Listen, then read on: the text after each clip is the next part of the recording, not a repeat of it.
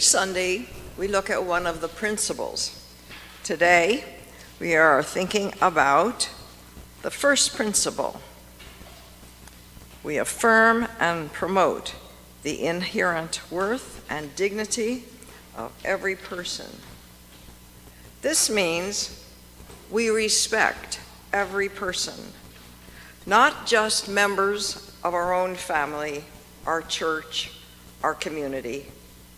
It means those who don't look like us, those that don't talk like we do, those that we totally disagree with. I think this may be the hardest principle to live up to.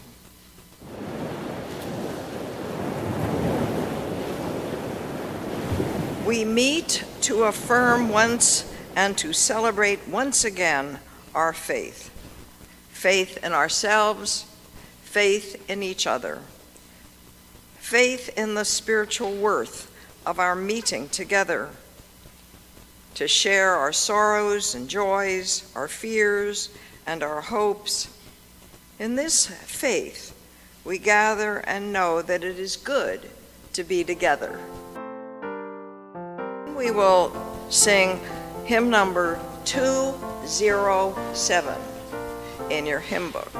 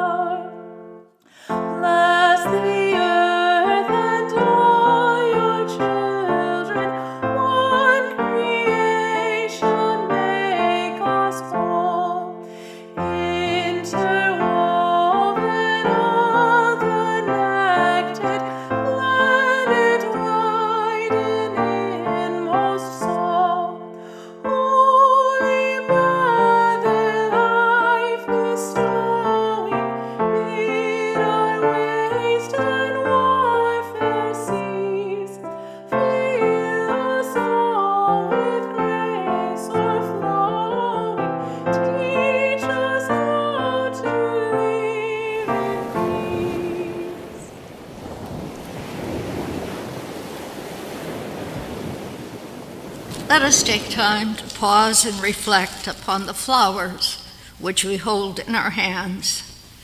These flowers have come from many places, just as we have come from many places to be here this day.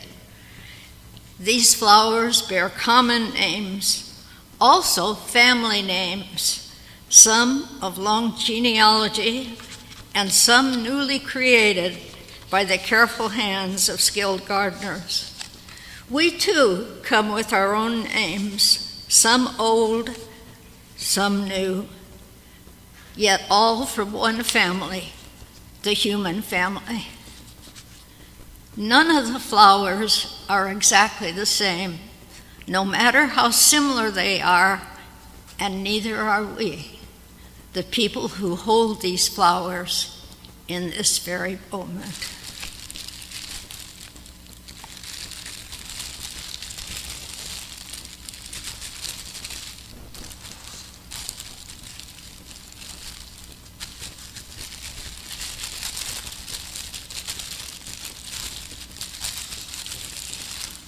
somewhere in here I had a bud. The bud is a symbol of the new babies that have come or are coming into our lives this year. Last year, these babies did not exist. This year, they are among us. What message do we receive from new life? What do we give to strengthen new lives and help them grow? Are we honoring those who are new among us as we honor new babies and young budding life?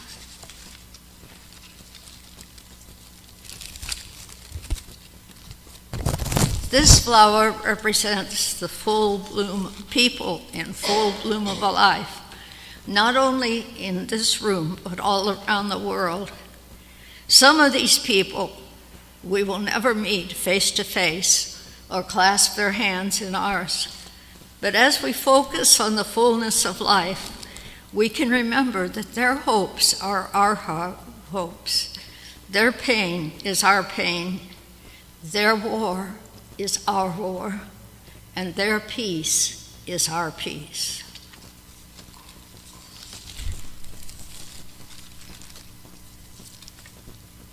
And what of this flower, the broken, faded one? It too is part of our treasure.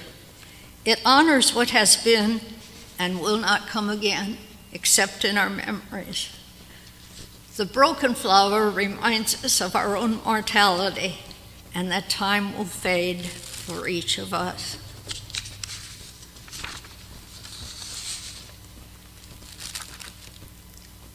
Some would not call this a flower because it's blooming from a common weed. Yet the very blossom on this stem is a reminder to us of the worth of every living being who has the capability of beauty when we are willing to see beyond common assumptions. Each of us comes with life to give and gifts for one another. Let us watch in silent reflection as we witness symbolic creation of our beauty and strength and in community. And I invite you now to come forward and place your flowers in the containers here at the front of the room.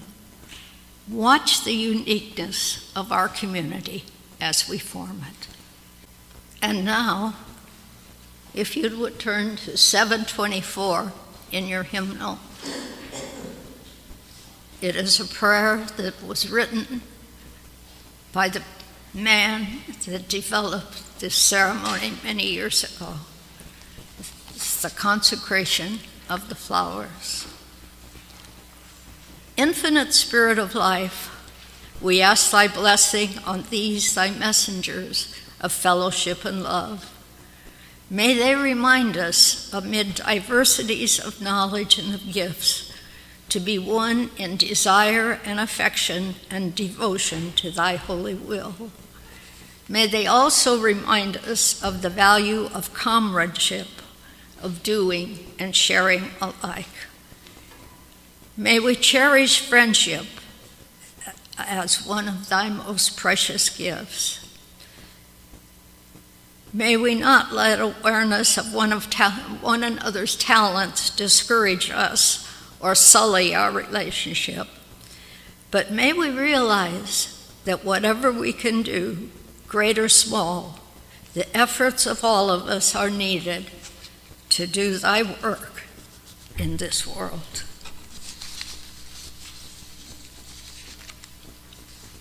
We Unitarian Universalists take great pride in being different. We like to explain how our congregations vary in their styles of worship, and we recognize that it's clearly different strokes for different folks when it comes to finding that place we call our church home, as I was talking about just a little earlier. Some of us like ritual as part of our Sunday time together, and some of us want no part of anything that feels like other religious communities we've chosen to leave behind. Yet even as we proclaim our uniqueness and individuality, we also seem to want something familiar in our Sunday morning community, so we find ourselves creating new ways of expressing that familiarity. Today, we are celebrating midsummer, a special time no matter how wet or dry the season.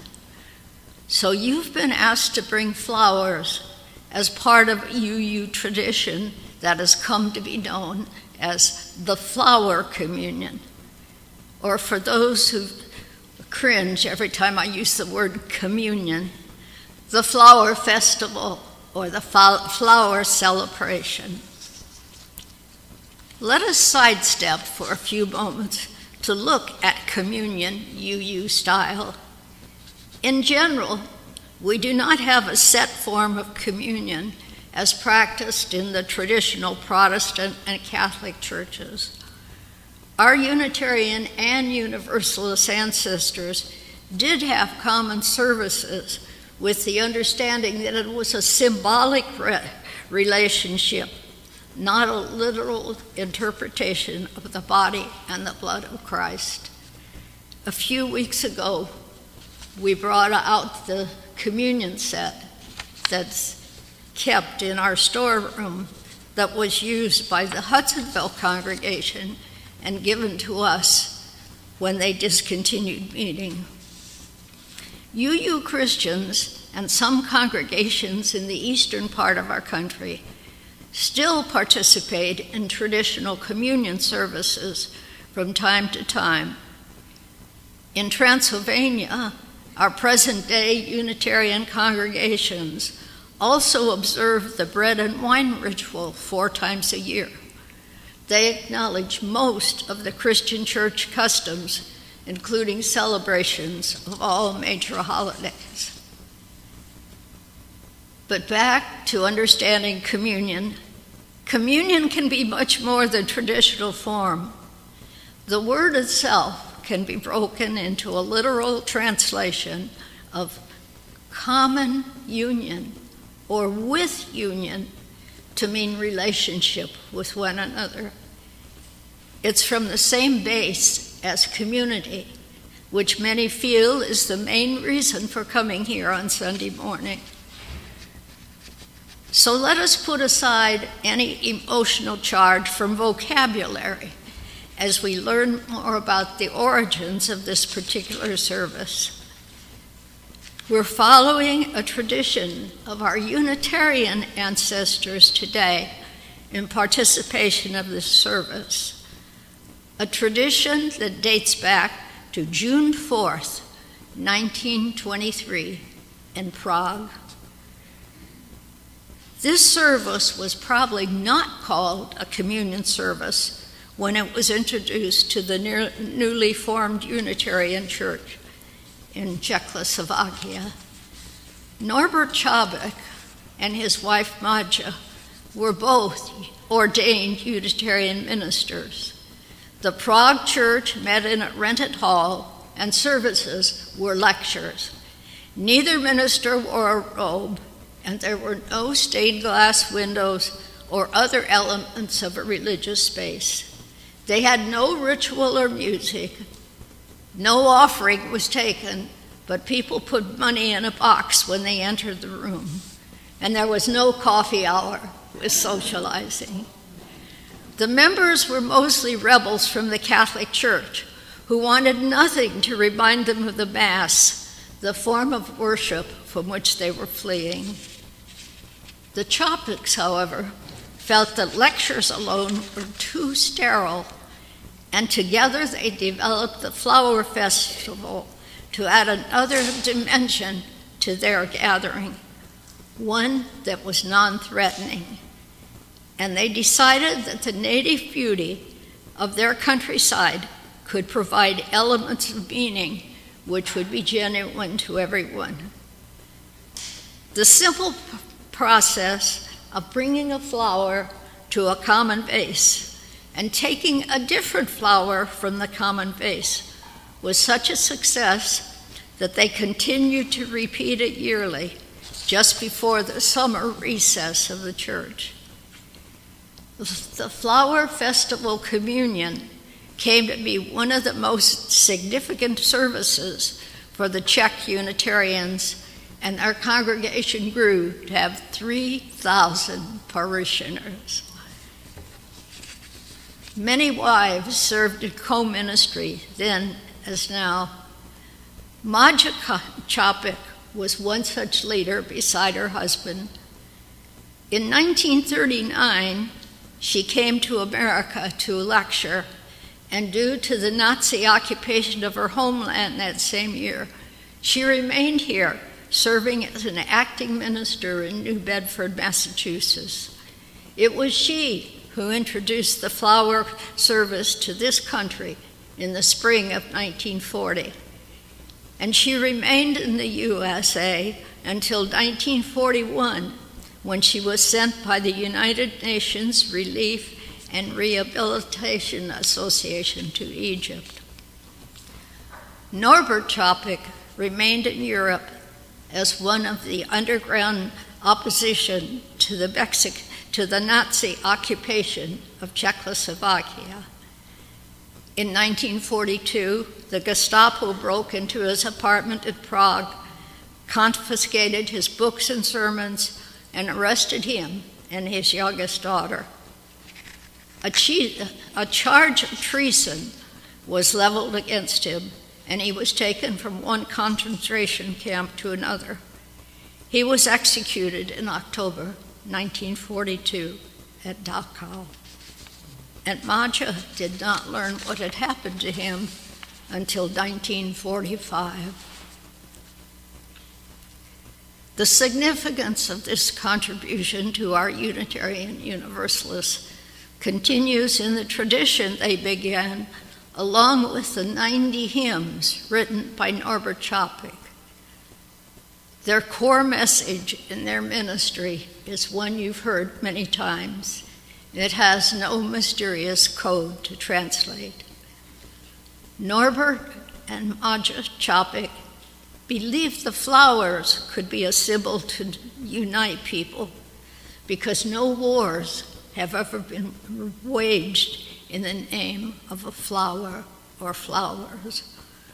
One could always see a flower and marvel at individuality and beauty, then carry this wonder over to human experience.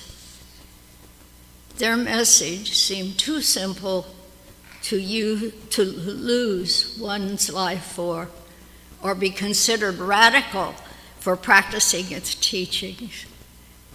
Yet even today, our insistence of affirmation of each human being and the sacredness of human relationships beyond gender lines is radical and threatening to many people in our country. We profess belief in the inherent worth and dignity of every person without regard to race, color, sex, disability, sexual orientation, age, or national origin. We support the rights of everyone to be able to support their families with adequate housing and a level of income that's self-sustaining. We believe that we are each responsible for our choices, that the events in our life are not at the whim of a will of some higher source than ourselves. We believe that we can work to create a better world than one we have inherited. These are all the radical beliefs that cost Norbert Čapek his life. Are we daring to live dangerously like he did to uphold our beliefs? Norbert Čapek believed that the vessel that held the flowers was important as an expression of community. When we placed our flowers in the common vase today, we were saying that we joined with one another by our own free will. We chose to be part of a united church in religious fellowship, one people called Unitarian Universalists. This service today is a statement of community, our community. No two persons in our congregation are alike, just as no two flowers are alike. Yet together we make a beautiful bouquet of life here at First Unitarian Universalist. Our community bouquet would not be the same with each and every one of us. The flower we select to take home was brought here by someone else.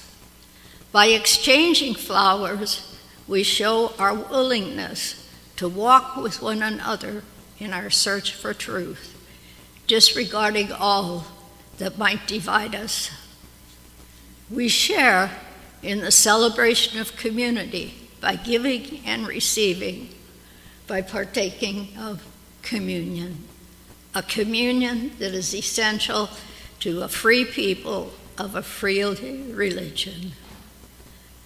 So I would ask you once more to come back to the common table and choose a flower, a different flower than the one you brought, one to take with you in remembrance of our time together.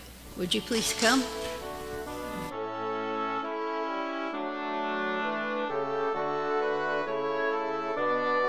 And now I would invite you to turn to page 342, 342. Oh, slowly, slowly they return. Oh, slowly, slowly they return to some small woodland let alone. Great trees outspreading and upright, apostles of the living light. As patient stars they build in air, tier after tier a timbered choir, stout beams upholding weightless grace of song a blessing on this place. They stand in waiting all around, uprisings of their native ground, downcomings of the distant light. They are the advent they await, receiving sun and giving shade. Their lives a benefaction made, and is a benediction said o'er all the living and the dead. In fall their brightened leaves released fly down the wind, and we are pleased to walk in radiance amazed. Oh, light come down to earth, be praised. Turn to number 723. These words were also written by Norbert Chopik. In the name of Providence, which implants in the seed the future of the flower, and in our hearts the longing for people to live in harmony. In the name of the highest, in whom we move, and who makes the mother and father, the brother and sister, lover and loner, what they are. In the name of sages and great religious leaders who sacrifice their lives to hasten the coming of the age of mutual respect. Let us renew our resolution sincerely to be real brothers and sisters, regardless of any kind of bar which estranges us from each other. In this holy reserve, may we be strengthened, knowing that we are God's family, that one Spirit, the spirit of love unites us and endeavor for a more perfect and more joyful life. Amen. May the blessings of love rest upon you. May peace abide with you. May God's presence illuminate your heart now and forevermore. Go in peace. Know that you are loved and that your life is sacred.